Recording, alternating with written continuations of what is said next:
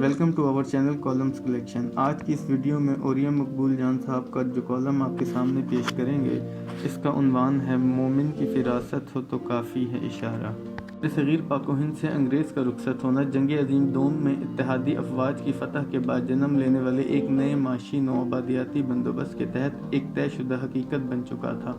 امریکہ اب ایک نئے عالمی طاقت تھی جس نے اپنے بنائے ہوئے نئے عالمی مالیاتی نظام کے ذریعے اب دنیا پر حکومت کرنے کے تمام انتظامات مکمل کر لیے تھے، جس کے تحت یورپ کی پرانی نوآبادیاتی طاقتوں کو اپنے زیر نگیں علاقے چھوڑنے کے لیے کہہ دیا گیا تھا۔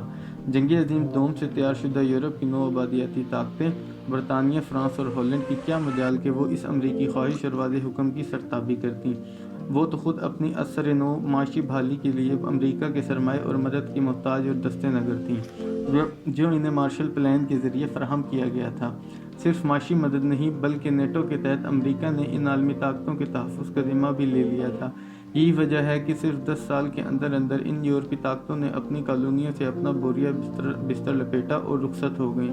ایشیا اور افریقہ میں لاتعداد نئے ملک یا قومی ریاستیں وجود میں آ گئیں۔ اس جبری آزادی کے ماحول میں برصغیر کی آزادی بھی نوشتہ دیوار تھی۔ اس آزادی کے لیے تمام ہندو مسلمان لیڈر گزشتہ نصف صدی سے مشترکہ جدوجہد کر رہے تھے۔ مولانا محمد علی جوہر سے لے کے ابوالکلام آزاد اور سرآغا خان سے لے کر مولانا حسین احمد مدنی تک کون تھا جس کے وہم و گمان میں بھی یہ بات آئی ہو کہ مسلمانوں کے لیے ایک علیحدہ ملک بھی وجود میں آ سکتا ہے۔ مسلم لیگ کا قیام 1906 میں ہی ہو چکا تھا، لیکن علیحدہ مسلم وطن کا تصور کسی کے خواب و خیال میں بھی نہ تھا۔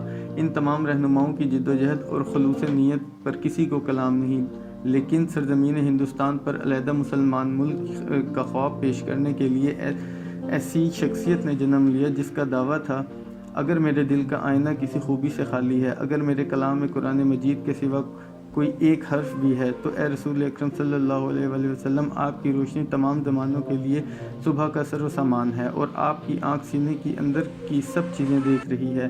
آپ میری فکر و عزت و حرمت کا پردہ چاک کر دیجئے، اور اس پھولوں کی کیاری سے میرے جیسے کانٹے کو نکال کر اسے پاک کر دیجئے۔ قیامت کے دن مجھے ذلیل و رسوا ہونے دیجئے، اور مجھے اپنے پاؤں کی بو سے بھی محروم کر دیجئے۔ یہ دعویٰ اس شخص کا تھا جس کا پورا کلام قرآن حکیم کا ترجمان تھا، ملت اسلامیہ کا واحد جوان علامہ اقبال، جس کی بصیرت کی آنکھ نے اسے برصغیر کی وہ تقدیر دکھا دی تھی کہ ہندوستان کی سرزمین پر ایک ایسے خطے کا ظہور ہونے والا ہے جس کی وجہ تخلیق لا الہ الا اللہ ہوگی۔ تقدیر پڑھنے کی یہ بصیرت اللہ اپنے خاص بندوں کو عطا فرماتا ہے۔ اللہ تعالیٰ قرآن پاک میں ارشاد فرماتا ہے، اے ایمان والو، اگر تم اللہ سے ڈرو گے تو تمہیں وہ دے گا جس سے حق اور باطل علیحدہ علیحدہ، یعنی اللہ سے ڈرنے اور تقویٰ اختیار کرنے کا یہ انعام ہے کہ وہ بندے کو فرقان عطا فرماتا ہے، یعنی اللہ تعالیٰ اس کے دل کو ایسے نور سے بھر دیتا ہے جس سے وہ حق اور باطل کے درمیان فرق کر لیا کرے۔ اسی آیت کی وضاحت سید الانبیاء صلی اللہ علیہ وآلہ وسلم کی اس حدیث سے ہوتی ہے۔ حضرت ابو سعید خدری رضی اللہ عنہ سے روایت ہے کہ نبی اکرم صلی اللہ علیہ وآلہ وسلم نے فرمایا، مومن کی فراست و دانائی سے ڈرو، کیونکہ وہ اللہ کے نور سے دیکھ رہا ہوتا ہے۔ اس کیفیت کو اقبال نے اپنی مشہور نظم بوڑھے بلوچ کی نصیحت میں یوں بیان کیا ہے، تقدیر امم کیا ہے کوئی کہہ نہیں سکتا، مومن کی فراست ہو تو کافی ہے اشارہ۔ اس برصغیر میں بسنے والے مسلمانوں کی تقدیر کیا ہے؟ علامہ اقبال نے اپنے 29 دسمبر 1930 کے خطبہ الہ آباد میں اس کا اشارہ دے دیا تھا۔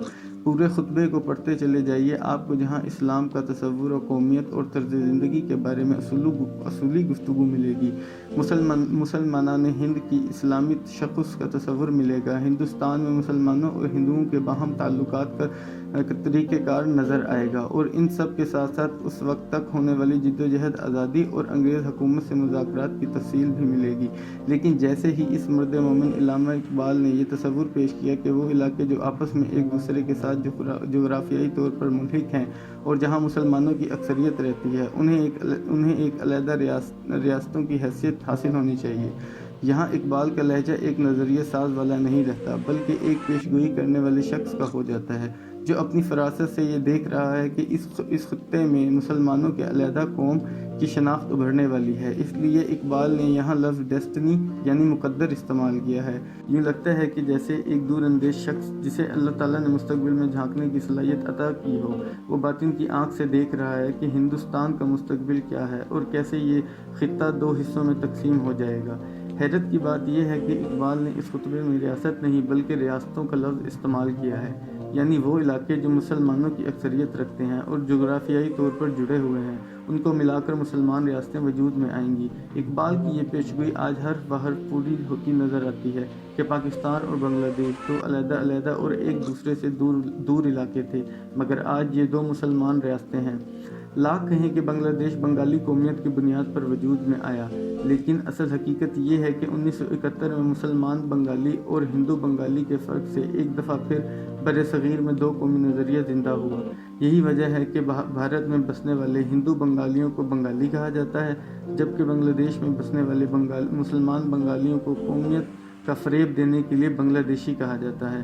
اقبال کے کلام میں فراست مومن کی جھلک جا بجا نظر آتی ہے، اور اس کے اشعار نہ صرف مسلمان امت بلکہ دنیا بھر کے مستقبل کی جانب بھی اشارہ کرتے ہیں۔ تنگی دامان کالم کی وجہ سے دو اشعار اور ان میں موجود پیشگوئیوں کا موجودہ دور میں درست ہونا اقبال کی بصیرت کا واضح اعلان ہے۔ ہمالیہ کے چشمے ابلنے لگے، گراں خواب چینی سنبھلنے لگے۔ جس دور میں یہ شعر لکھا گیا، کوئی تصور بھی نہیں کر سکتا تھا کہ افیون زدہ چینی معاشرہ ایک عالمی طاقت بن جائے گا۔ جدید دور کے مشرق و مغرب کے مارکے پر یہ شعر کس قدر صادق آتا ہے۔ اللہ کو پا مردی مومن پہ بھروسہ، ابلیس کو یورپ کی مشینوں کا سہارا۔